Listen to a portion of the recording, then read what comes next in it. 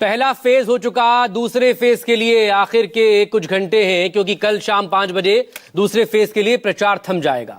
लेकिन आज और कल 2 दिन तमाम बड़े चेहरे स्टार प्रचारक अपने अपने गठबंधन के लिए वोट मांगने वहां पर पहुंचेंगे। लेकिन अब चुनाव निकल कर आ चुका है सीमांचल, मगध, मध्य बिहार और दक्षिण बिहार में। तो जाति समीकरण जरा समझाइए, क्योंकि गठबंधन की जो सीटें हैं अलग अलग जगहों पर वो दांव पर है। गठबंधन के बड़े चेहरे और उनका अपना वोट बैंक यहां पर दांव पर है। लेकिन इस जाति गोलबंदी के बीच में विकास की बात भी क्या हो रही है? क्या मुद्दों की बात भी हो रही है, या फिर जातिगत समीकरण ही साधे जा रहे हैं?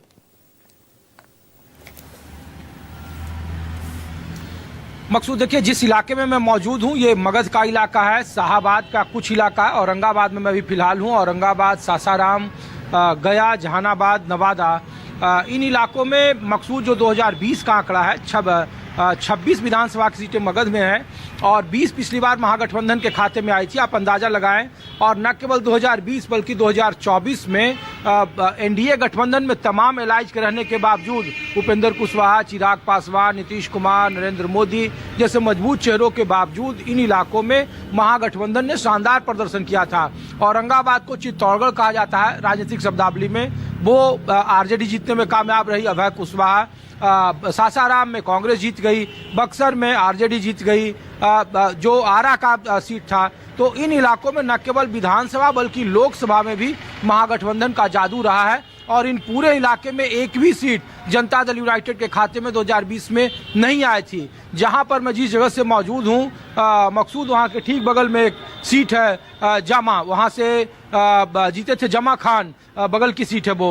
वहां पर वो इकलौते बीएसपी से जीते थे, बाद में जेडीयू में आए, जेडीयू में मंत्री बने और इकलौते इधर के इस इलाके में मुस्लिम उम्मीदवार हैं। इन इलाकों में जो राजीव जी कह रहे थे कि बावजूद इसके कि एनडीए कमजोर रही थी, हम और उपेंद्र कुशवाहा जो 2 क्षेत्रीय दल हैं एनडीए के बीच में, जिनके जातिगत समीकरण को ध्यान में रखकर उन्हें सीटें दी गई थी, इस इलाके में उनका प्रभाव है। और 2 सीटें महागठबंधन के जीतने के बावजूद हम जीतने में कामयाब रहा था।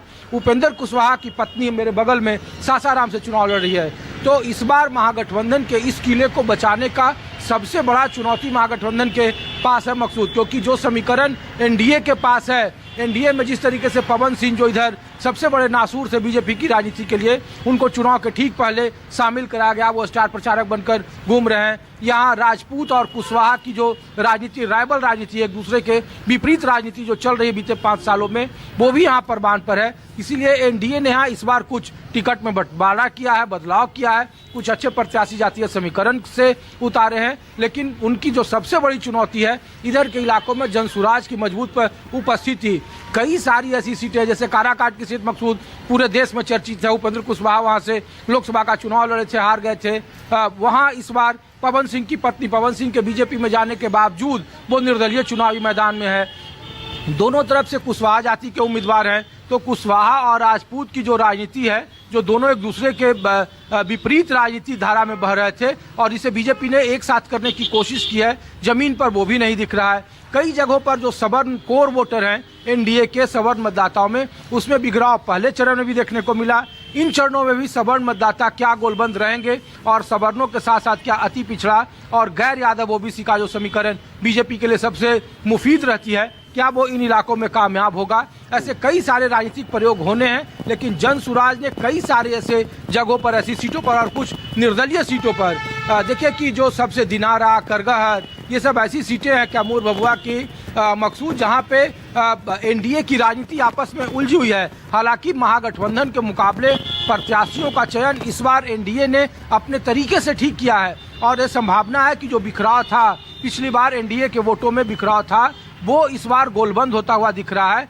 और वो जमीन पर दोनों आपस में कांटे की लड़ाई है। लेकिन निश्चित तौर पर जनसुराज की उपस्थिति इन इलाकों में मकसूद खास करके एनडीए के लिए सबसे बड़ी चुनौती है। अगर जनसुराज के उम्मीदवार ने सवर्ण वोटों में बंटवारा कर लिया या सेंध लगा ली, तो फिर एनडीए के पक्ष में नतीजे अच्छे नहीं रहेंगे। लेकिन महागठबंधन के पास भी है कि जिस तरीके का स्ट्राइक रेट 2020 में था, कम से कम 25 में तो वो स्ट्राइक रेट नहीं दिख रहा है। इधर कई सारी सीटों पर माले, आरजेडी और कांग्रेस की जो जज की सीट है बगल में राजेश राम की, वो सबसे इंपॉर्टेंट सीट इधर कही जा रही है। इधर बीएसपी का ही प्रभाव, क्योंकि उत्तर प्रदेश से सटा हुआ है, उसके ठीक मोहनिया के बाद से उत्तर प्रदेश का इलाका शुरू हो जाता है मकसूद। तो यहाँ बीएसपी का जो जनाधार है और संविधान यात्रा जो की राहुल गांधी ने, और खास करके इधर जो जाटव वोटर हैं जिसको दलित वोटर कहते हैं, वो इधर निर्णायक की स्थिति में है। और वो अब तक के रुझानों के मुताबिक जमीन पर महागठबंधन के साथ इंटैक्ट दिख रहे हैं। तो एनडीए के वोटों में बंटवारा उनके लिए सबसे बड़ी चुनौती है,